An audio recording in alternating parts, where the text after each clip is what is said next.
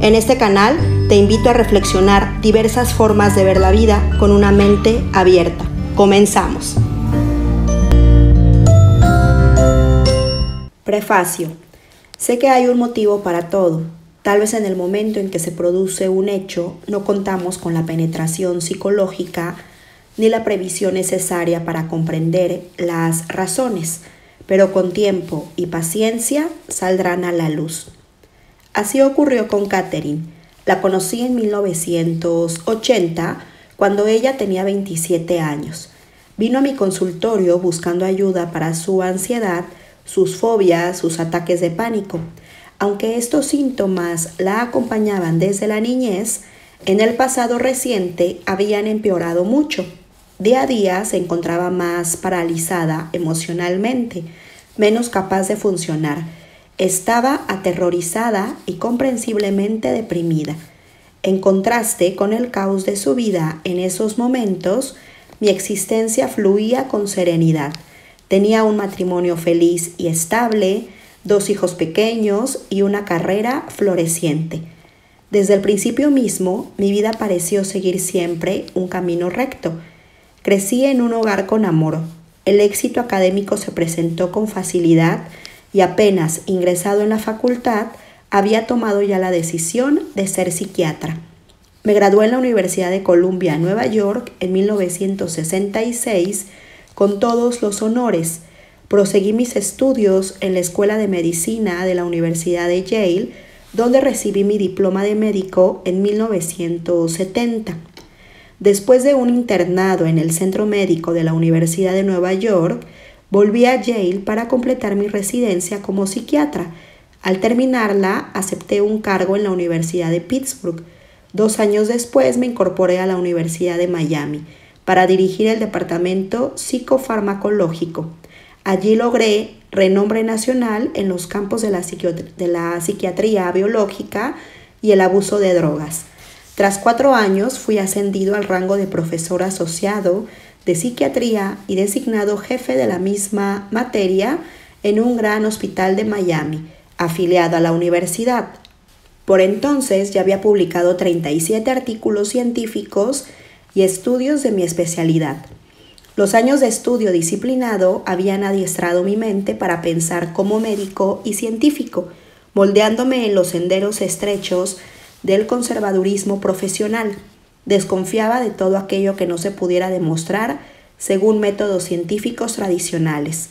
Tenía noticias de varios estudios de parapsicología que se estaban realizando en universidades importantes de todo el país, pero no me llamaban la atención.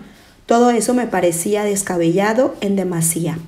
Entonces conocí a Catherine. Durante 18 meses utilicé métodos terapéuticos tradicionales para ayudarla a superar sus síntomas. Como nada parecía causar efecto, intenté la hipnosis. En una serie de estados de trance, Catherine recuperó recuerdos de vidas pasadas que resultaron ser los factores causantes de sus síntomas. También actuó como conducto para la información procedente de entes espirituales altamente evolucionados y a través de ellos reveló muchos secretos de la vida y de la muerte. En pocos y breves meses, sus síntomas desaparecieron y reanudó su vida más feliz y en paz que nunca. En mis estudios no había nada que me hubiera preparado para algo así. Cuando estos hechos sucedieron, me sentí absolutamente asombrado. No tengo explicaciones científicas de lo que ocurrió. En la mente humana hay demasiadas cosas que están más allá de nuestra comprensión. Tal vez Catherine, bajo la hipnosis, pudo centrarse en esa parte de su mente subconsciente que acumulaba verdaderos recuerdos de vidas pasadas.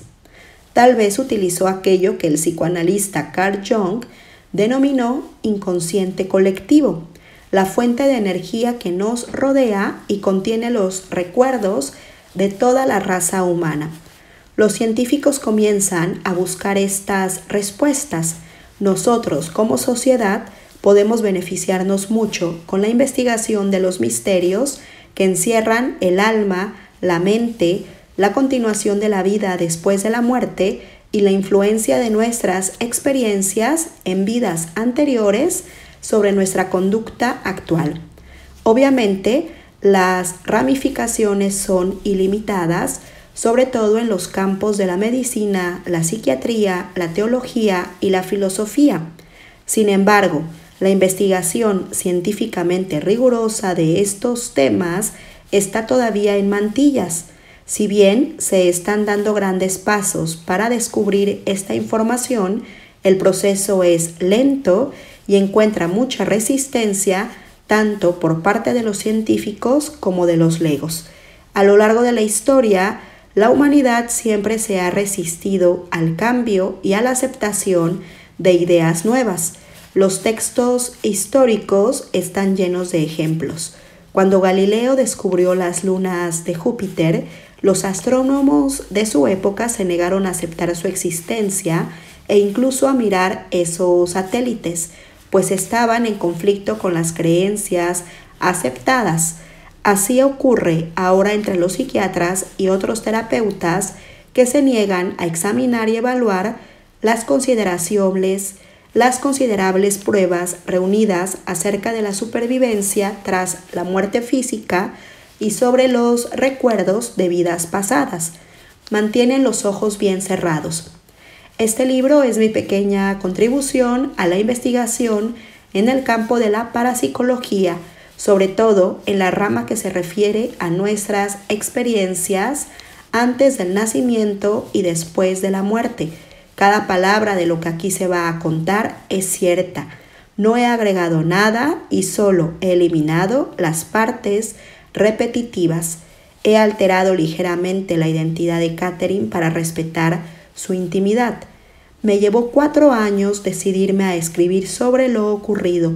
4 años reunir valor para aceptar el riesgo profesional de revelar esta información nada ortodoxa. De pronto, una noche, mientras me duchaba, me sentí impelido a poner esta experiencia por escrito. Tenía la fuerte sensación que era el momento correcto, de que no debía retener la información por más tiempo.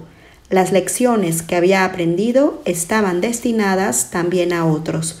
No me habían sido dadas para que las mantuviera en secreto. El conocimiento había llegado por medio de Catherine y ahora debía pasar a través de mí. Comprendí que de cuántas consecuencias pudiera sufrir, ninguna sería tan devastadora como no compartir el conocimiento adquirido sobre la inmortalidad y el verdadero sentido de la vida.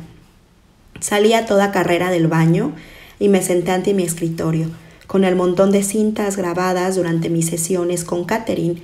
En las horas de la madrugada pensé en mi viejo abuelo húngaro que había muerto durante mi adolescencia. Cada vez que yo confesaba tener miedo de correr un riesgo, él me alentaba amorosamente, repitiendo su expresión favorita en nuestro idioma.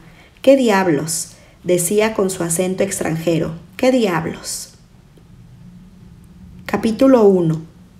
Cuando vi a Catherine por primera vez, ella lucía un vestido de color carmesí intenso y hojeaba nerviosamente una revista en mi sala de espera. Era evidente que estaba sofocada. Había pasado los 20 minutos anteriores paseándose por el pasillo frente a los consultorios del departamento de psiquiatría, tratando de convencerse de que debía asistir a su entrevista conmigo en vez de echar a correr. Fui a la sala de espera para saludarla y nos estrechamos la mano. Noté que las suyas estaban frías y húmedas, lo cual confirmaba su ansiedad. En realidad, había tenido que reunir valor durante 2 meses para pedir esa cita conmigo. Pese a que 2 médicos del personal, hombres en quienes ella confiaba, le habían aconsejado insistentemente que me pidiera ayuda, finalmente allí estaba. Catherine es una mujer extraordinariamente atractiva, de ojos color avellana y pelo rubio medianamente largo. Por esa época trabajaba como técnica de laboratorio en el hospital donde yo era jefe de psiquiatría. También se ganaba un sobresueldo como modelo de trajes de baño. La hice pasar a mi consultorio y la conduje hasta un gran sillón de cuero que había tras el diván. Nos sentamos frente a frente, separados por mi escritorio semicircular.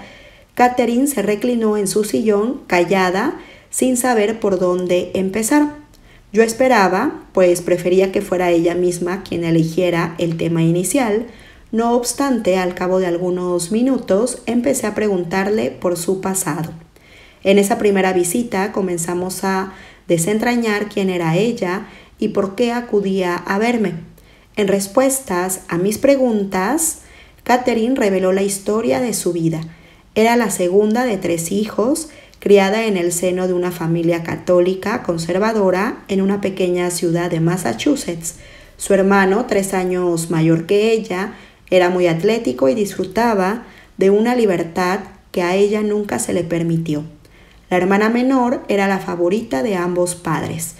Cuando empezamos a hablar de sus síntomas, se puso notablemente más tensa y nerviosa. Comenzó a hablar más deprisa y se inclinó hacia adelante, con los codos apoyados en la mesa. Su vida siempre había estado repleta de miedos. Tenía miedo del agua, tenía tanto miedo de asfixiarse que no podía tragar píldoras. También la asustaban los aviones y la oscuridad. La aterrorizaba la idea de morir. En los últimos tiempos, esos miedos habían comenzado a empeorar. A fin de sentirse a salvo, solía dormir en el amplio ropero de su apartamento. Sufría 2 o 3 horas de insomnio antes de poder conciliar el sueño. Una vez dormida, su sueño era ligero y agitado. Se despertaba con frecuencia. Las pesadillas y los episodios de sonambulismo que habían atormentado su infancia empezaban a repetirse. A medida que los miedos y los síntomas la iban paralizando cada vez más, mayor era su depresión.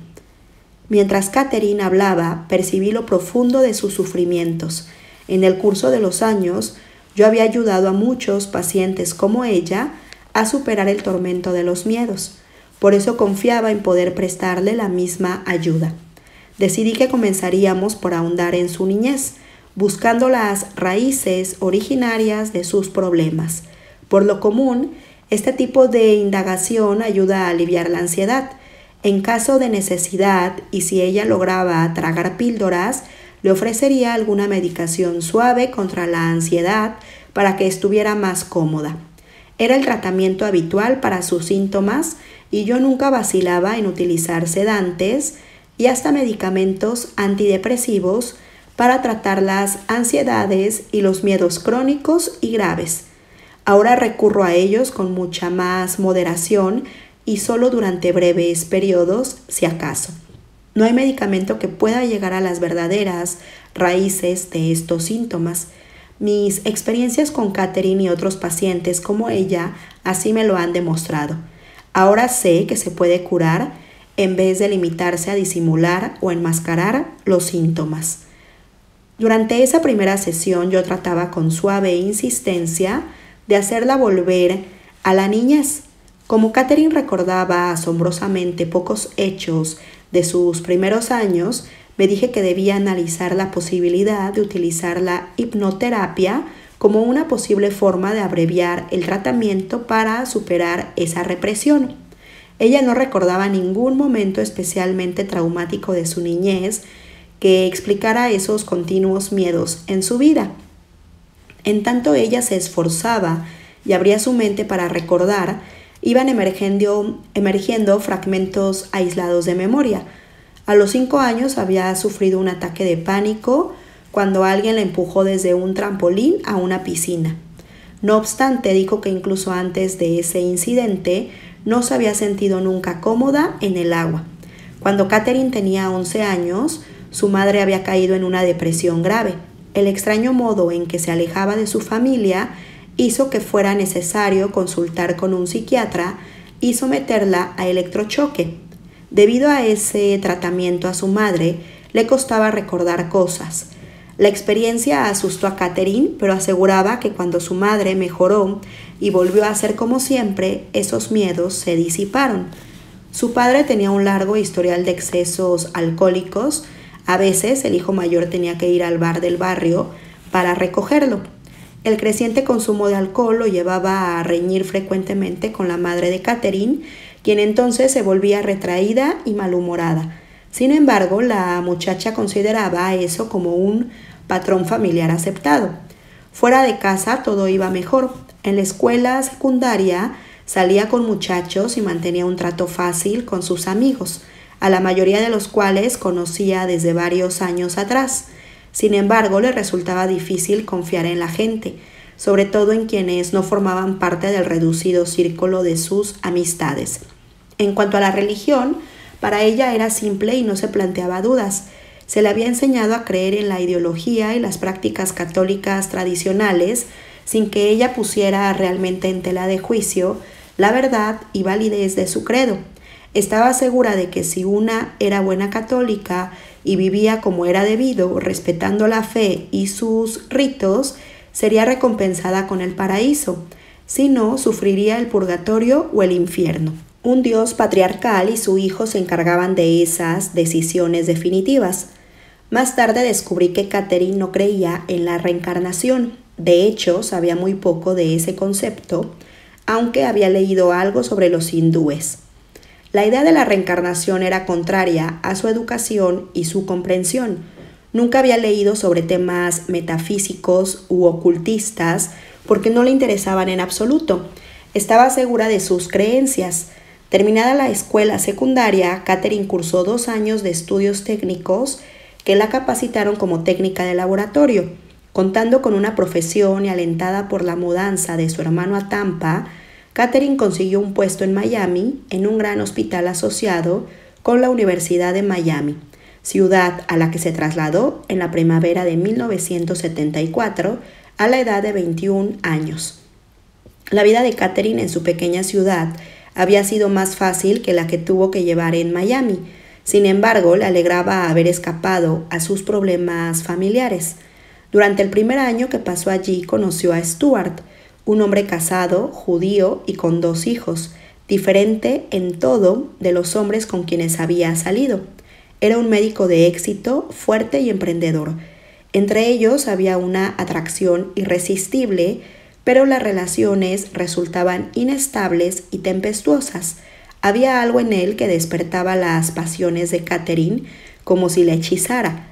Por la época en que ella inició la terapia, su relación con Stuart iba por el 6º año y aún conservaba todo su vigor, aunque no marchara bien.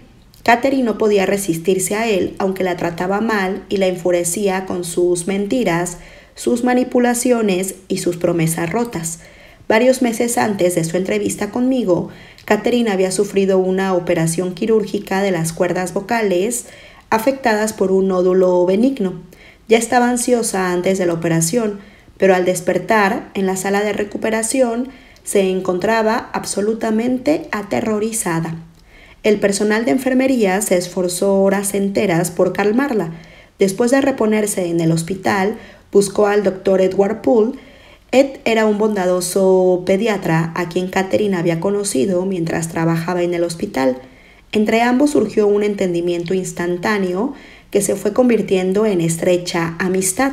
Catherine habló francamente con Ed, le contó sus temores, su relación con Stuart y su sensación de estar perdiendo el control de su vida.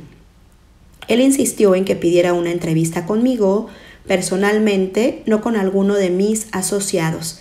Cuando Ed me llamó para ponerme al tanto de ese consejo, agregó que por algún motivo le parecía que solo yo podía comprender de verdad a Catherine, aunque los otros psiquiatras también tenían una excelente preparación y eran terapeutas capacitados. Sin embargo, Catherine no me llamó. Pasaron 8 semanas. Como mi trabajo como jefe del departamento de psiquiatría me absorbe mucho, olvidé la llamada de Ed. Los miedos y las fobias de Catherine empeoraban. El doctor Frank Acker, jefe de cirugía, la conocía superficialmente desde hacía años y solía bromear con ella cuando visitaba el laboratorio donde trabajaba. Él había notado su desdicha de los últimos tiempos y percibido su tensión. Aunque había querido decirle algo en varias oportunidades, vacilaba. Una tarde, mientras iba en su coche a un hospital apartado donde debía dar una conferencia, vio a Catherine que volvía en su propio automóvil a casa, cercana a ese pequeño hospital. Siguiendo un impulso, le indicó por señas que se hiciera a un lado de la carretera. «Quiero que hables ahora mismo con el doctor Weiss», le gritó por la ventanilla, «sin demora». Aunque los cirujanos suelen actuar impulsivamente, al mismo Frank le sorprendió su rotundidad. Los ataques de pánico y la ansiedad de Catherine iban siendo más frecuentes y duraban más. Empezó a sufrir 2 pesadillas recurrentes. En una, un puente se derrumbaba mientras ella lo cruzaba al volante de su automóvil. El vehículo se hundía en el agua y ella quedaba atrapada, ahogándose. En el segundo sueño se encontraba encerrada en un cuarto totalmente oscuro, donde tropezaba y caía sobre las cosas, sin lograr hallar una salida. Por fin vino a verme.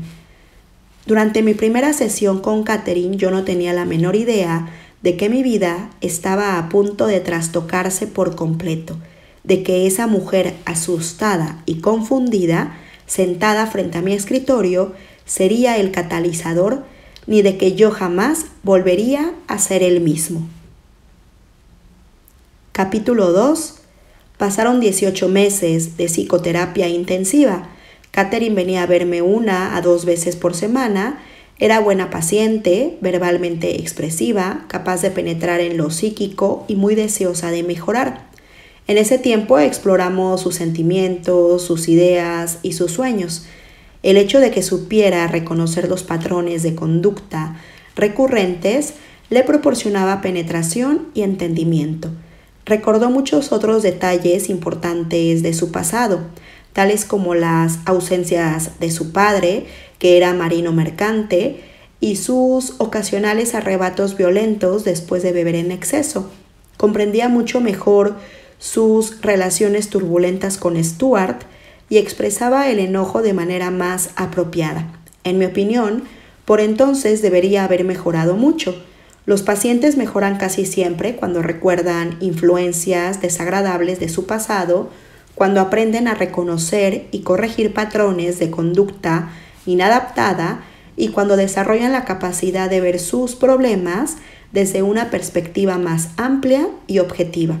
Pero Catherine no había mejorado. Aún la torturaban los ataques de ansiedad y pánico. Continuaban las vívidas pesadillas recurrentes y todavía la aterrorizaban el agua, la oscuridad y estar encerrada. Aún dormía de manera interrumpida, sin descansar. Sufría palpitaciones cardíacas. Continuaba negándose a tomar medicamentos por temor a ahogarse con las píldoras. Yo me sentía como si hubiera llegado a un muro. Por mucho que hiciera, el muro seguía siendo tan alto que ninguno de los dos podía franquearlo. Sin embargo, este sentimiento de frustración me dio todavía mayor decisión. De algún modo ayudaría a Catherine. Y entonces ocurrió algo extraño. Aunque tenía un intenso miedo a volar y debía darse coraje con varias copas al subir a un avión, Catherine acompañó a Stuart a un congreso médico que se realizó en Chicago en la primavera de 1982. Mientras estaban allí, insistió para que él la llevara a visitar la exposición egipcia del Museo de Arte, donde hicieron un recorrido en grupo con un guía. Catherine siempre había sentido interés por los objetos y las reproducciones de reliquias provenientes del antiguo Egipto.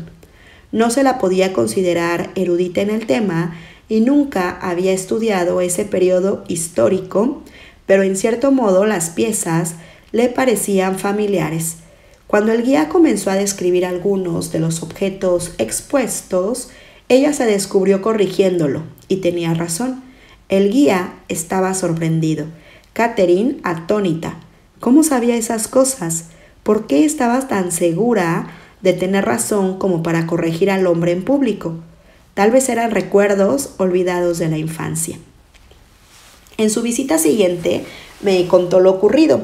Meses antes yo le había sugerido la hipnosis, pero ella tenía miedo y se resistía.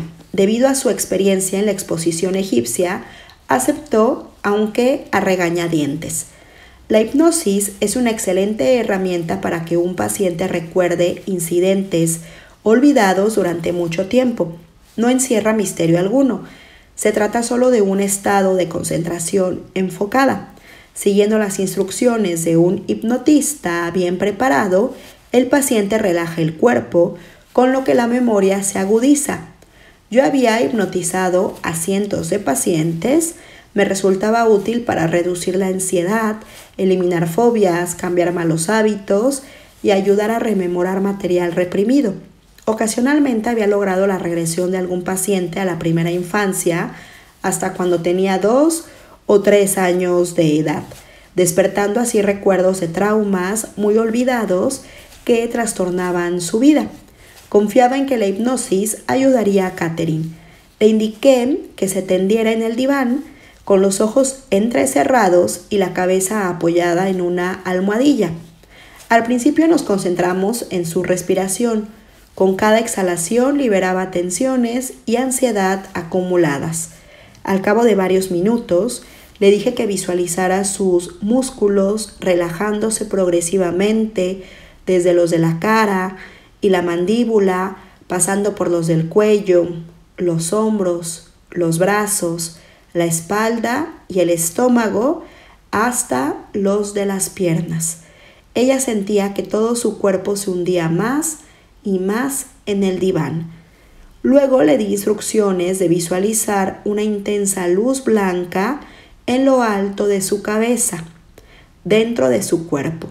Más adelante, después de haber hecho que la luz se extendiera poco a poco por su cuerpo, la luminosidad relajó por completo todos los músculos, todos los nervios, todos los órganos, el cuerpo entero, llevándola a un estado de relajación y paz cada vez más profundo.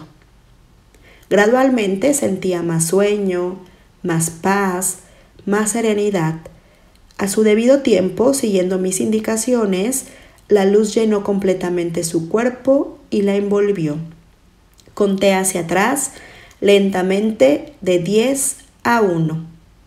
10, 9, 8, 7, 6, 5, 4, 3, 2, 1. A cada número, Catherine entraba en un nivel de mayor relajación. Su trance se hizo más profundo, podía concentrarse en mi voz, excluyendo cualquier otro ruido. Al llegar a 1, estaba ya en un estado de hipnosis moderadamente profundo. Todo el proceso había requerido unos 20 minutos. Al cabo de un rato, comencé a iniciarla en la regresión, pidiéndole que rememorara recuerdos de edades cada vez más tempranas. Podía hablar y responder a mis preguntas, siempre manteniendo un profundo nivel de hipnosis. Recordó una experiencia traumática con el dentista ocurrida cuando ella tenía 6 años. Tenía vívida memoria de la aterrorizadora experiencia de los 5 años al ser empujada a una piscina desde un trampolín. En aquella ocasión había sentido náuseas y había tragado agua hasta asfixiarse. Mientras lo narraba, empezó a dar arcadas en mi consultorio. Le indiqué que la experiencia había pasado, que estaba fuera del agua. Las arcadas cesaron y la respiración se hizo normal. Aún estaba en trance profundo. Pero lo peor de todo había ocurrido a los 3 años de edad. Recordó haber despertado en su dormitorio a oscuras, consciente de que su padre estaba en el cuarto. Él apestaba alcohol en aquel momento y Catherine volvía a percibir ahora el mismo olor. El padre la tocó y la frotó incluso ahí abajo. Ella, aterrorizada, comenzó a llorar. Entonces el padre le tapó la boca con una mano áspera que no la dejaba respirar. En mi consultorio, en mi diván, 25 años después, Catherine sollozaba. Tuve la certeza de que ya contábamos con la información, que ya teníamos la clave de lo que sucedía. Estaba seguro de que sus síntomas se aliviarían con enorme rapidez. Le indiqué suavemente que la experiencia había terminado, ya no estaba en su dormitorio, sino descansando apaciblemente, aún en trance. Los sollozos cesaron.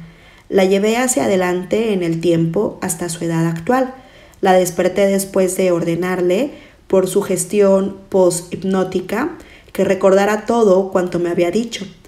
Pasamos el resto de la sesión analizando ese recuerdo, súbitamente vivido, del trauma ocasionado por su padre.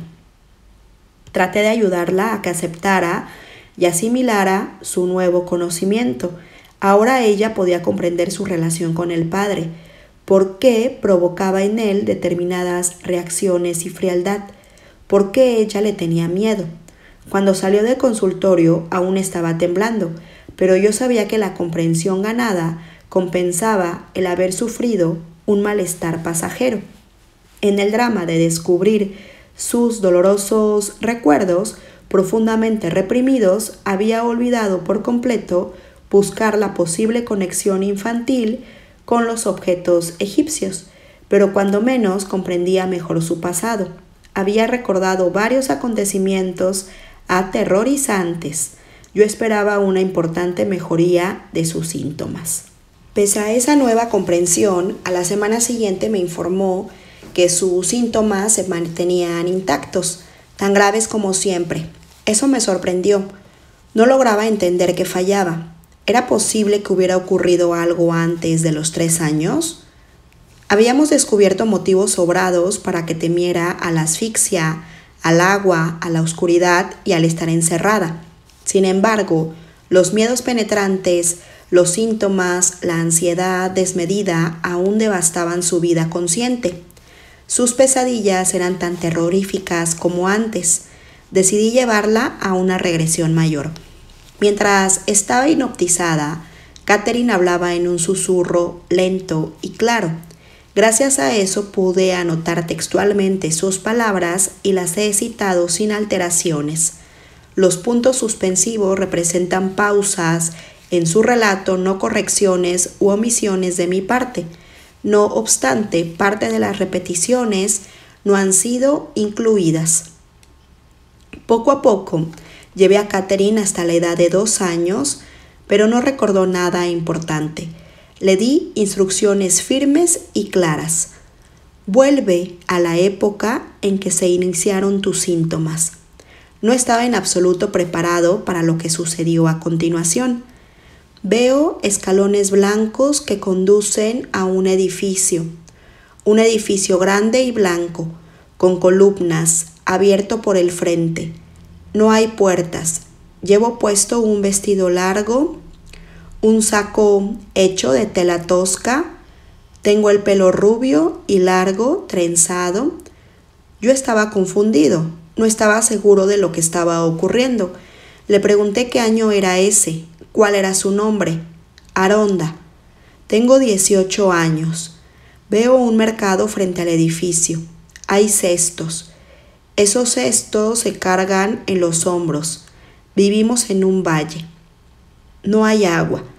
El año es 1863 a.C.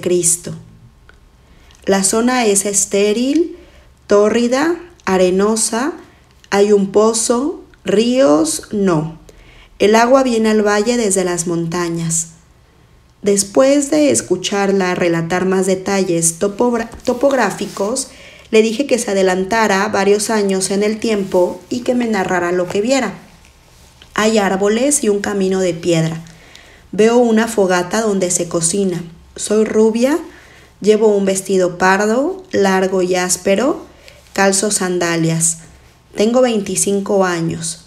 Tengo una pequeña llamada Cleastra. Es Rachel.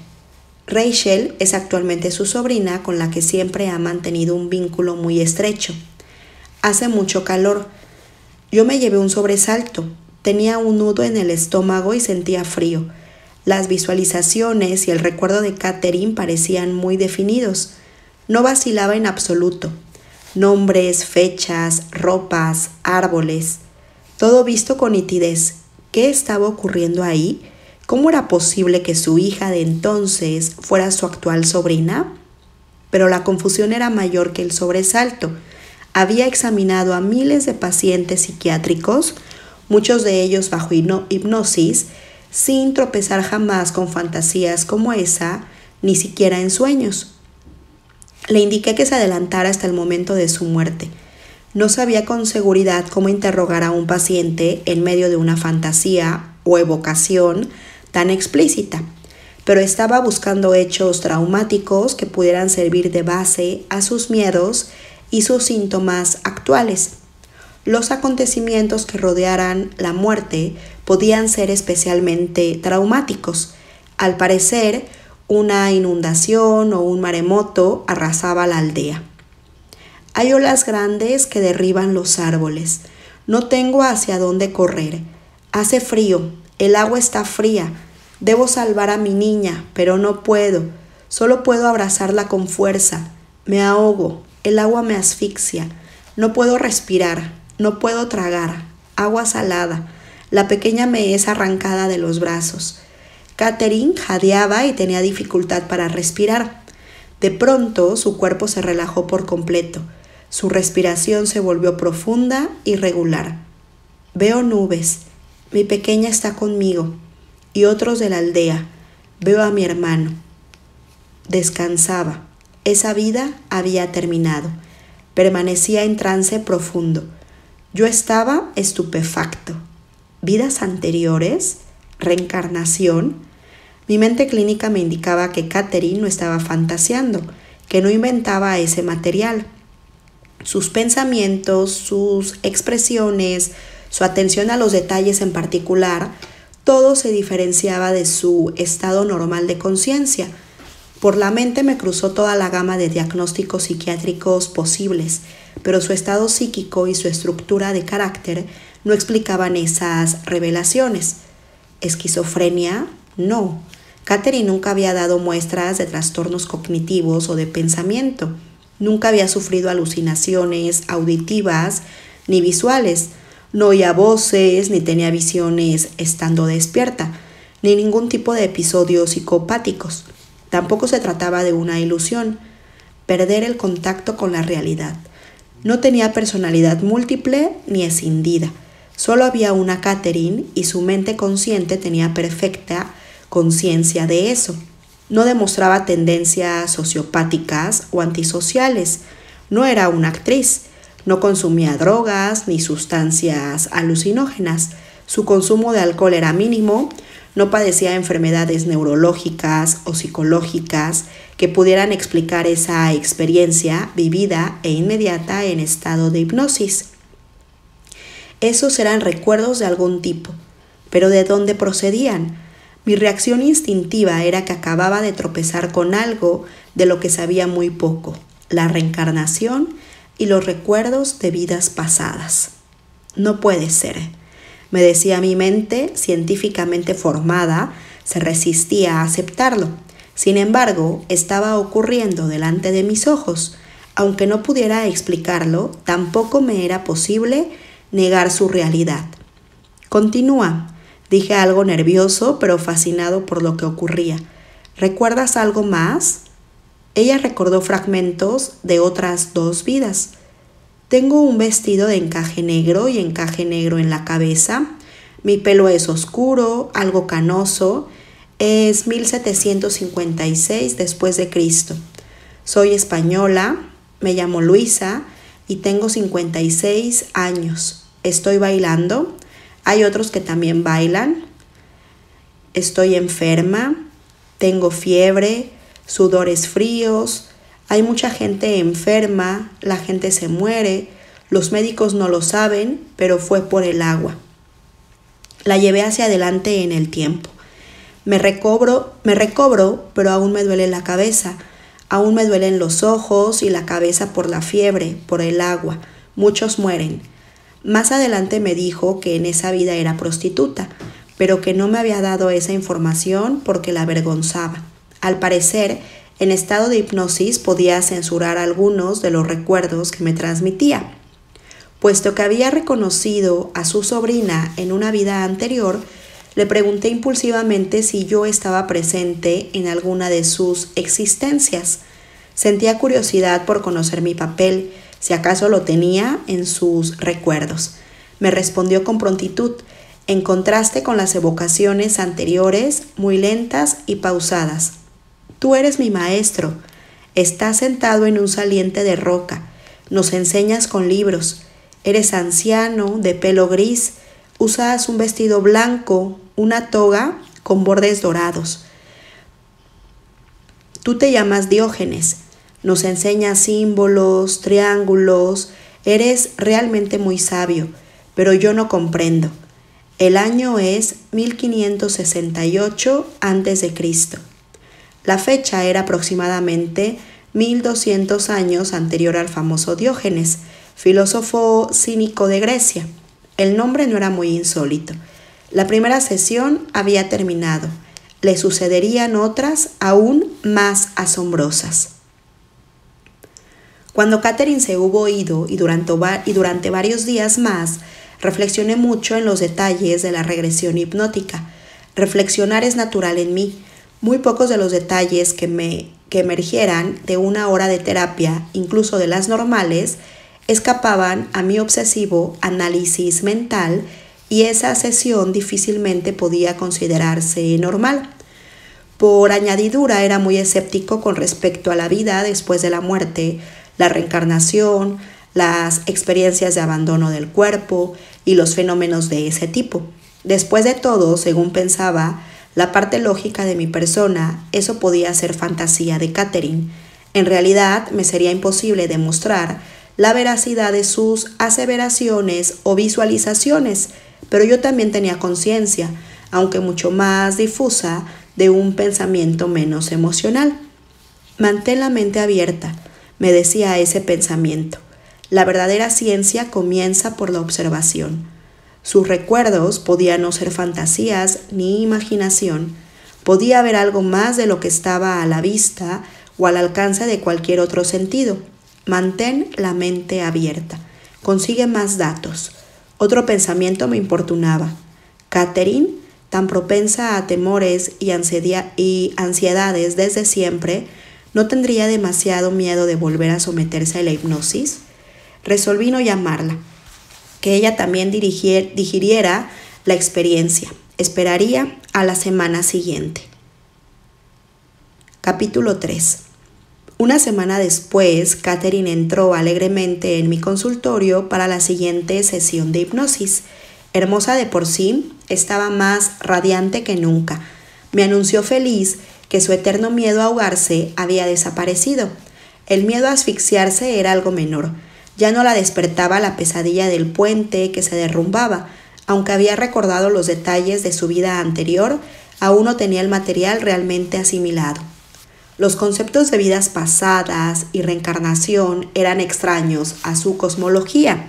Sin embargo, sus recuerdos eran tan vívidos, las visiones, los sonidos y los olores tan claros, tan poderosa e inmediata la certeza de estar allí, que debía haber estado. La experiencia era tan abrumadora que ella no lo ponía en duda, pero se preguntaba cómo conciliar eso con sus creencias y su educación. Durante esa semana yo había repasado el libro de texto de un curso de religiones comparadas que había seguido en mi primer año en la Universidad de Columbia. Había ciertamente referencias a la reencarnación en el Antiguo y en el Nuevo Testamento.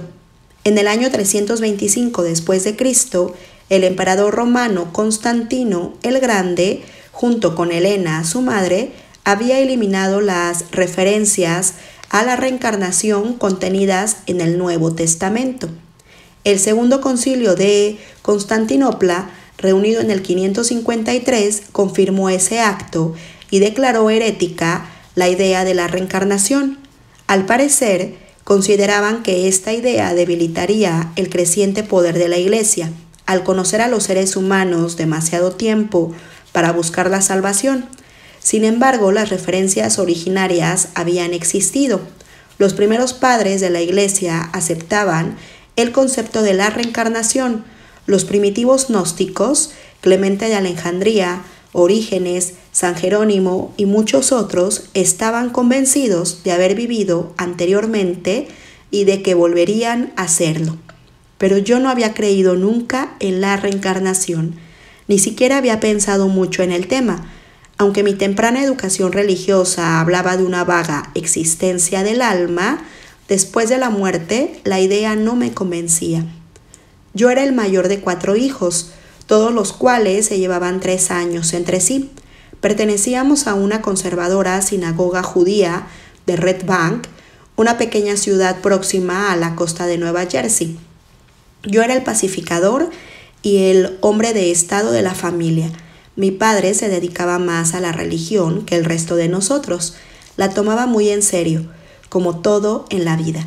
Los éxitos académicos de sus hijos eran las grandes alegrías de su existencia. Cualquier discordia doméstica lo alteraba con facilidad. Entonces se retiraba, dejando que yo interviniera como mediador. Aunque esa resultó ser una excelente práctica preparatoria para hacer carrera en la psiquiatría, mi niñez estuvo más cargada de responsabilidades de lo que yo, retrospectivamente, habría querido. Salí de la infancia convertido en un joven muy serio, habituado a tomar sobre sí demasiadas responsabilidades.